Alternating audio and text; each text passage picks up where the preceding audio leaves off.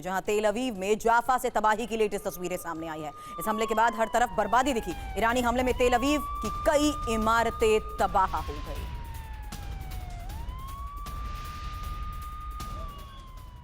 तो हमले के बाद हर तरफ तबाही, जहां बिल्डिंग्स में लगी आग और बिल्डिंग्स के आगे खड़ी गाड़ियां पूरी तरह जलकर खाक। रेस्क्यू का काम भी किया जा रहा है। और तेल अवीव में ही ईरान के विध्वंसक हमले की एक और तस्वीर, कई इमारतें खंडर में हो चुकी हैं तब भी। सड़क पर इमारतों का मलबा। अमेरिका और इजराइल ने इस हमले को अंजाम दिया। मीडिया रिपोर्ट्स के हवाले से खबर है, हमले के दौरान जोरदार धमाके सुने। अमेरिका ने पहली बार स्कॉर्पियन स्ट्राइक का इस्तेमाल किया है और ड्रोन टास्क फोर्स है स्कॉर्पियन स्ट्राइक। अमेरिकी सेना वायुसेना की जॉइंट स्ट्राइक, ईरानी शहरों में ड्रोन से विध्वंसक वार।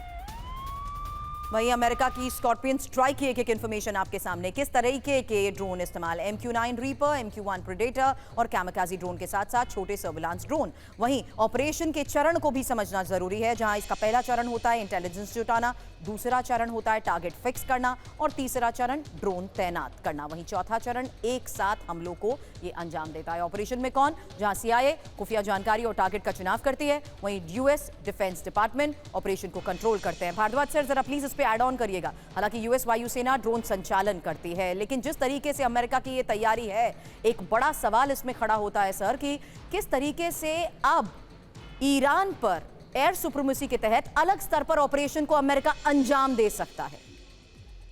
देखिए, ये बात तो मान के चलिए कि जिस तरीके से ईरान पिछले कई सालों से तैयारी कर रहा था, तो वो सीधा सीधा एक अटैक था अमेरिकन सुपरमेसी पे मिडिल ईस्ट में।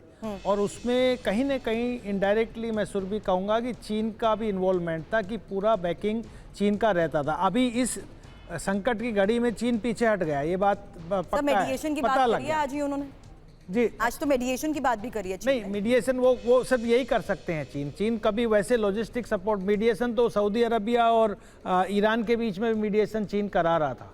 तो ये उसका टेक्निक है कि अपने आप को बैकग्राउंड में रख के अपने को मजबूत करना। लेकिन ये बात मान के चलिए कि चीन ने ईरान को जिस तरीके से उकसाया, तो उसको इस वॉर में झोंक दिया।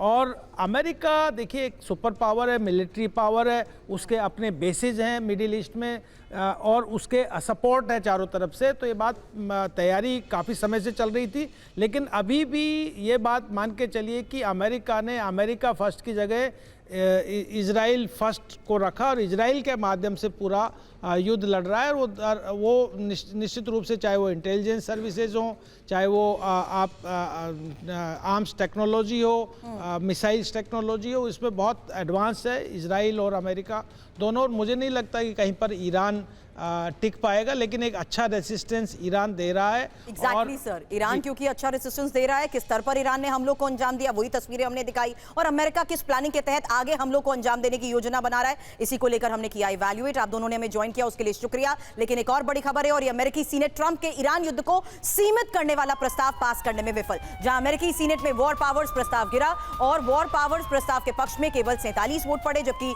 वॉर पावर प्रस्ताव के खिलाफ 53 मत। इस प्रस्ताव का मकसद ट्रंप को कांग्रेस की अनुमति के बिना ईरान के खिलाफ आगे सैन्य कार्रवाई करने से रोकना था। अधिकांश डेमोक्रेट प्रस्ताव के पक्ष में थे, जबकि ज्यादातर रिपब्लिकन इसके खिलाफ रहे और उन्होंने राष्ट्रपति के सैन्य अभियान का समर्थन किया। इसी तरह का एक प्रस्ताव यूएस हाउस ऑफ रिप्रेजेंटेटिव में भी लाया जा सकता है, पर उसके पारित होने की संभावना कम मानी जा रही है।